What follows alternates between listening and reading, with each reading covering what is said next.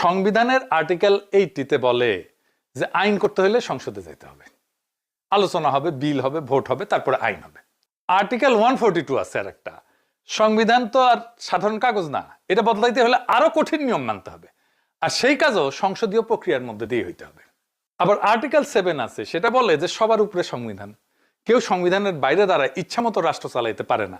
আর article 7 আবার এ আছে, এইখানে মূলত সেই সব চরম পরিস্থিতির বিরুদ্ধে বলা হয়েছে যেখানে বল প্রয়োগ, বল প্রদর্শন বা স্পষ্ট অসাংবিধানিক উপায়ে সংবিধান বাতিল, স্থগিত বা উল্টে দেওয়ার চেষ্টা করা হয়। তাই জুলাই সনদ বিতর্কে সরাসরি আবার আর্টিকেল 7 এর অপরাধ বলে ফেলা ঠিক হবে না, কিন্তু সংসদীয় এবং সাংবিধানিক প্রক্রিয়া এড়ায় কোনো কাগজকে চূড়ান্ত ক্ষমতার উৎস বানাইতে গেলে তা অবশ্যই গুরুতর সাংবিধানিক সংকট তৈরি করতে পারে। সহজ কথা হইল যে মানুষ দাবি তুলতে পারে, আন্দোলন করতে পারে, গণভোটে মত দিতে পারে, কিন্তু সেই মতকে বাধ্যতামূলক আইন বানাইতে হলে শেষ পর্যন্ত সংসদের রাস্তা দিয়ে যাইতে হবে। এখন কোনো রাস্তা খোলা নাই, আপনারাই খোলা রাখেন নাই। আর সংবিধান বদলাইতে চাইলে এটা তো আরো বেশি কথা, মাইক ধরে ঘোষণা দিলে হবে না, কাগজে লিখলে হবে না, আলাদা কোনো দল বা পরিষদ চাইলেই হবে না, সংসদ লাগবেই। আবেগ থাকতে পারে, জনচাপ থাকতে পারে, জনরায়ও থাকতে পারে, কিন্তু আইন আর সংবিধান বদলানোর চাবি এখনো সংসদের হাতেই।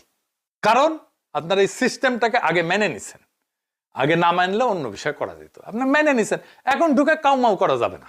এই জায়গায় বিএনপির একটা স্ট্রং পয়েন্ট আছে।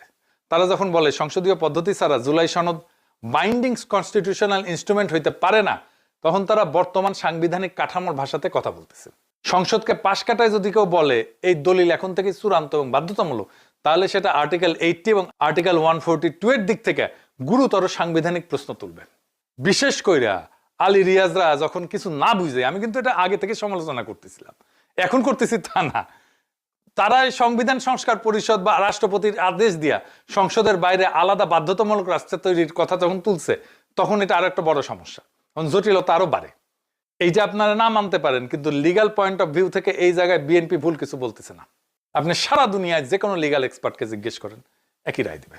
আবার বিএনপি যদি এমন ধারণা দেয় যে সংসদ ছাড়া কিছুই করা যাবে না, তাহলে কিন্তু আবার কথাটা পুরোপুরি ঠিক না।